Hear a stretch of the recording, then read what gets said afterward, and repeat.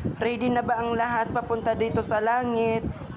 Complete requirements na ba kayo dyan sa baba? Kaya ikumpleto ninyo yung mga requirements ninyo. Ano bang pinatunganga mo dyan? Patay ka na, Miss Yes? Zo. Sino yan? Isang magandang staff dito sa langit na pinagkatiwalaan ng Diyos.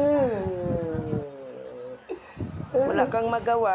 Tanggapin na natin ang Ano katotohanan. bang palang tinamatay ko?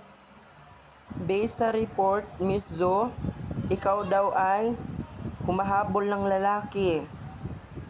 Pinilit mo sarili mo sa isang lalaki, na-stroke ka, kaya ito ang nangyari sa iyo, ito ang report dito sa langit. Pinilit mo sarili mo sa isang lalaki lamang, kaya ayan ang nangyari sa iyo, iyon ang ikinamatay mo ngayon. Kaya 2 minutes na lang, papunta ka na dito sa langit. Pangalawang report, Miss